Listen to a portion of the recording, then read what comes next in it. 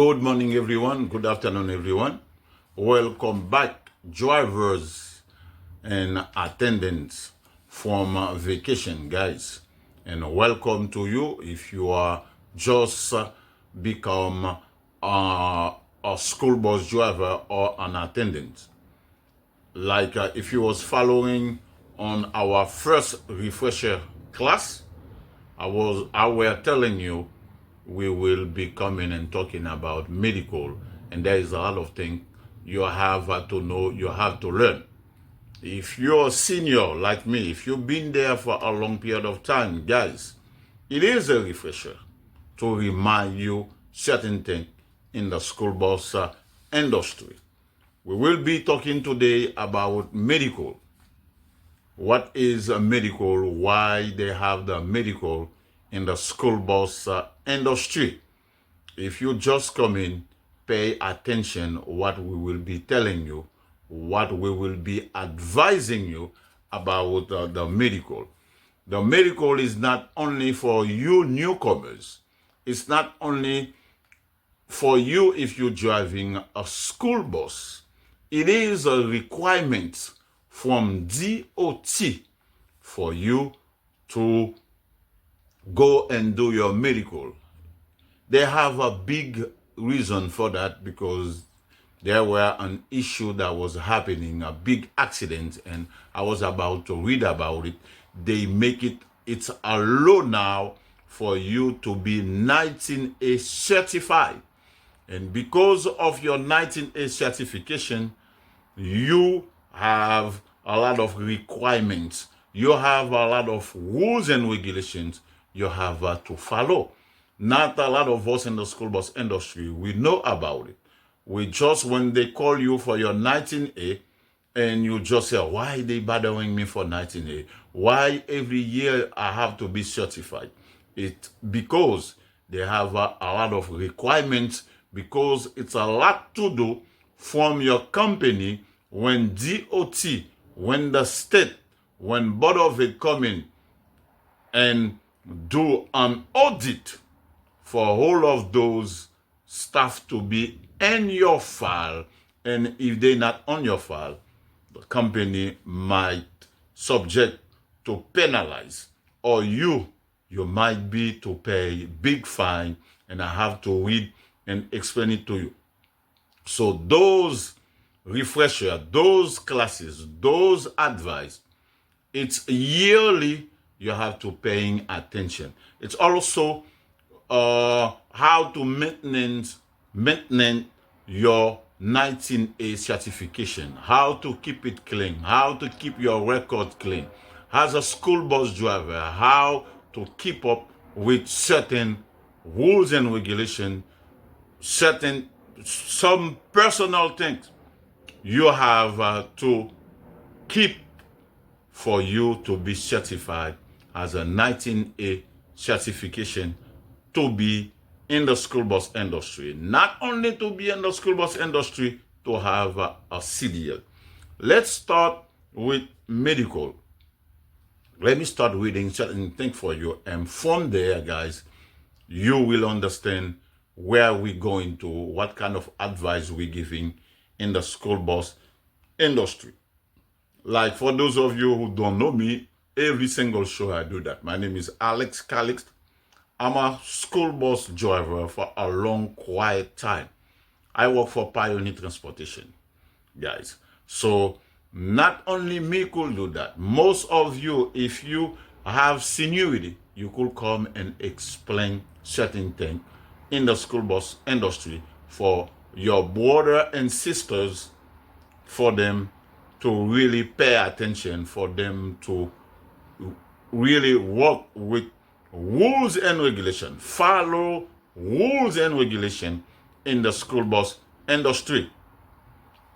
To be in the school bus industry for a long period of time, like if it's your major, if you're making a career in the school bus industry, they have so many rules and regulations you have to follow. You have to apply them in your system a lot. So medical. Medical is yearly.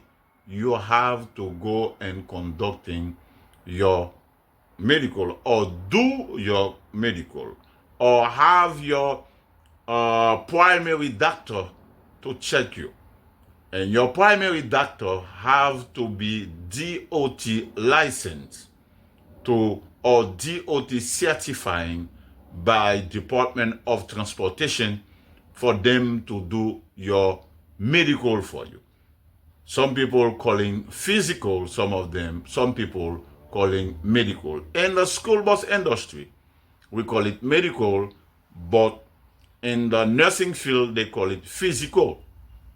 It might be different thing to do when you do physical and when you do medical. When you do your medical, of course, they do your blood pressure. Of course, they do the vision test for you. And so many other things that be together between your doctor and the company, what test they giving it to you, what exercise, what you have to do, the paper from the motor vehicle, DMV, to put all of those stuff together to be in your record. All drivers with a CDL license have to do medical yearly. Regarding Article 19A, legislation passed in 1974 because of a tragic school bus and train accident on March 24, 1972. 19A article have a special requirement for bus drivers. You see, they're saying bus drivers. As I'm reading for you, you have to pay attention and take a note. Why they have 19A certification is because a tragic accident happening in 1972. And they have to come up with the law where in 1974 they passed the law. Let me rewind selector for you and you could understand exactly, and I'm going to be slow. All drivers with a CDL license have to do medical yearly, every year. Regarding Article 19A, legislation passed in 1974, because of a tragic school bus and train accident on March 24, 1972, 19A article have a special requirement for bus drivers. When they say bus drivers, anybody with CDL that's driving buses out there, it's either you in school bus, you are an MTA, you are driving for the government, you are driving for the city, you have to have 19A certification. Okay. Bus drivers are allowed to be. Bus drivers are not allowed. Bus drivers are not allowed to be operate a bus for motor carrier unless they are qualified according to Article 19A rules and regulations. Therefore, motor carrier must verify that drivers comply with 19A requirement. There is nobody could drive a bus in New York State. In New York State, I don't know about all of United States of America, because all of those states, they have different rules and regulations. But in New York State, from after you leave Canada, Buffalo, upstate, Albany, all the way up to New York City, Connecticut, New Jersey, all drivers with a CDL, if you want to drive a bus, if you want to school bus, you want to drive bus for the city, if you want to drive a tractor trailer, the truck, you have to be 19A certified. There is no one in New York State could be operate for a company or other. Yes, a lot of people doing it, but you have to know it is illegal to do that. According to the law that passed since 1974, because of an accident happened, everybody in the school bus industry who are driving, some company they're doing it. Sometimes they short of drivers. So those companies, they send mechanics out there to go and covering those routes. And those mechanics, they not 19A certification. And if they caught someone doing that, you might be in bigger trouble. The medical, why are you doing the medical? You see, they do the system to catch everyone to go and do your medical.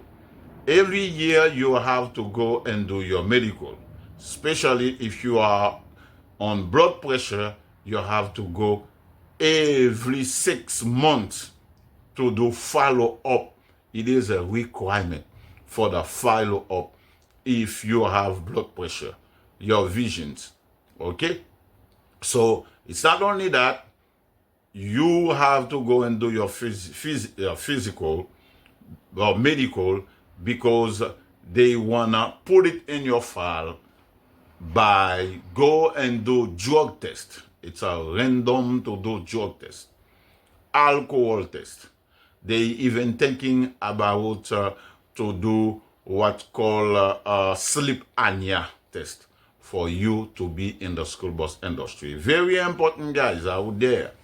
Before I forgot, the administration of President Trump just this year, 2025, saying for you to be behind your wheels driving kids to school, for you to have a CDL license, you have to be able to read, understand, and speak English. I don't speak that much English, but I do the effort for people to understand me, for whoever that school understand what I'm saying, what I'm teaching. It is not me saying it. Just a couple of weeks ago, I was listening to a lot of radio station, and that was not Haitian radio station, that was not Spanish radio station, and that was 100% speaking English, giving news, saying according to the new administration, you have to be able to speak and write and understand English because of what happened, I think, in Florida.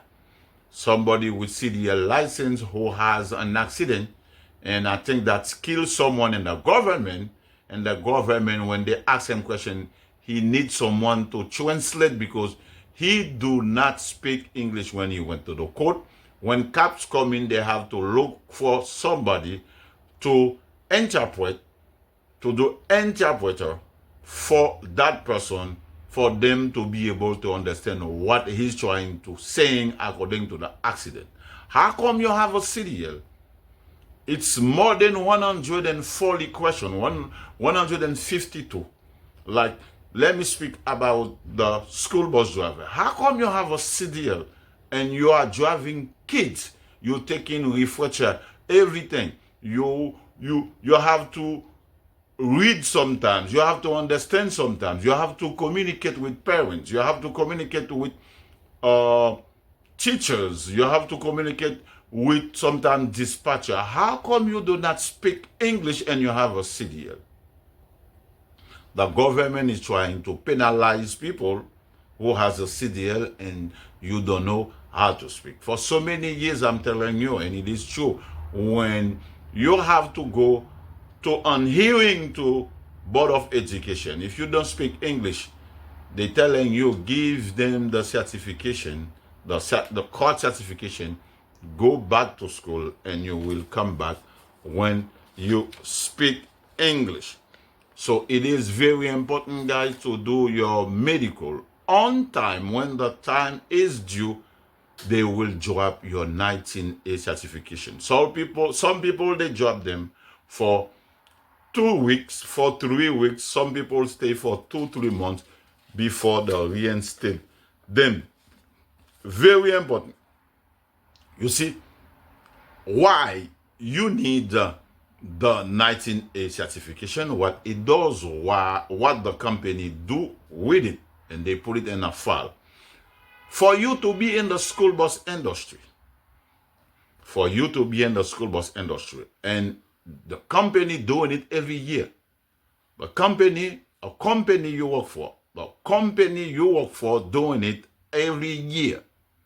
What they do, when you come and apply, so pre-employment medical examination and follow up, what I was just telling you, every year we have to do in it. And if you have blood pressure problems, you are on pills, on medication, you have to do it every 6 months.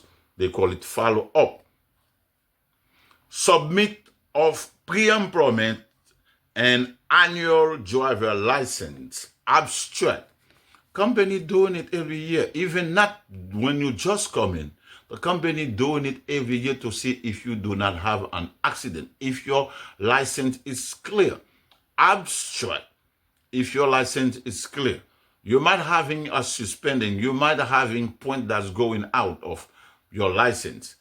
I mean, the company need to know that, especially if you get into an accident inside a company. They have a reward. They always giving out. They might not giving you that reward. That's why you have to have a clean abstract, a clean license. For you to be in the school bus industry, you have to have a clean license. You do not speeding out there. You do not taking stop sign. You do not do broken U-turn where it's saying don't doing it. And so many things you cannot do. Driving while you and drunk, you cannot do those stuff. Driving and drunk behind the wheels, that's a big no-no. Submissions of fingerprinting of school bus drivers. What is that? Before you come in the school bus industry, of course, they do your fingerprint and send it to the FBI. FBI do something that's calling 5-county background check to see if you are not criminal. If you are not criminal. Okay? If you are criminal, you cannot be in the school bus industry. You can't if you have records. Some people do. I don't know how they doing it, but the government is now making good investigation. Completion of annual defensive. So you have to have a defensive. Defensive costs the company doing it. Most of the time, every year, they doing it. And you yourself, you have to bring it if you just come in and apply in a company. Okay? If you are Article 19, if your Article 19A, if your Article 19A records are incomplete, DMV might require you to attend an administration hearing. Okay? If your 19A certification have a problem or incomplete, motor vehicle might call you into a judgment. That's called hearing, to hear you and to ask you questions. You may be, it depends of what happening. They might be suspending your license, and you might be required to pay civil penalties of $500 to $2,500 up to $5,000. Violations you have to pay. So it is very important for you guys to keep your license, to check with your 19A certification, and to check with your medical on time when you have to doing it. It is very important. If you're in the school bus industry, if you're a school bus driver, When it's time for you to do your medical, you have to do it. And you know, when you're a school bus driver, your life is private. You cannot be behind the wheels drunk. You cannot, not paying child support. You cannot mess around with your license. You cannot fight on the street. You cannot do certain things like, fight with women, beating up a woman or others. You have to be careful. Listen to this. Please listen to this. Pre-employment and random drug tests. You cannot be smoking out there, smoking marijuana and sneezing cocaine or heroin or taking shot, anything when you are in the school bus industry. There is a random test. You don't know when they're going to pick you up to go and do those tests. Very important, guys, for you. When you have your medical done, you have to send it. You have to send it. I'm going to give you an email and a number. If you need more information, guys, you could call and ask more information. I'm there to advise you. I am not an official from DMV. I am not an official from any company out there. I am not an official at 1111. I'm not saying I am an advocate out there, someone who could give advice. But those advice I'm giving it to you, you could read them, you could Google them, and also share them to a brother, share them to somebody else. It's not like everybody is going to listening. Like you see this video, it's not like everybody will listening to it or will take it on consideration. But when they into a situation, they always thinking about me, DJ Alex. 518 473 9455. 518 473 9455. Email busdriverunit at dmvn.ny.gov.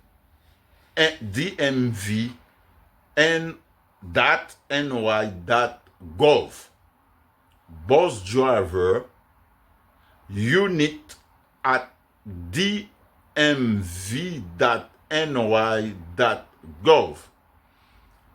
For more information too, you could always calling me 516-871-7758.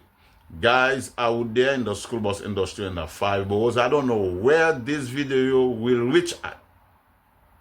Let's be together in the school bus industry, because we already know we have certain people in the school bus industry who do not work on our favor, who do not think about us. Anything they do, they doing it for their pockets. That's why we say togetherness. When we have an event, when we plan on certain event, it's not like we want to take money away from you. When I say we, it's because me, myself, and I have other people you will see that's coming and talk on our panel. So that means we, not a lot of people, but a bunches of us between Haitian and Dominican who we took our responsibility to try to help you, because we are in the system. And when sometimes we have an event, come and participate. We are not going to charge you millions, but we charge you in the event. It's because if we want to drink a beer, if we want to drink some water, if we want to eat food together, if we want to take some money and put on the side, in case one of you in the school bus industry, your family has something, you want to go to the hospital, we want to send you a card, we want to send you something, we could go and take this money and, and help and support. So 516-871-7758, guys. God bless. Thank you for watching. Thank you for staying and pay attention to our second refresher. We will bring more information about 19A certification. We will bring more information about the school bus industry for the calendar year 25-26. God bless you guys.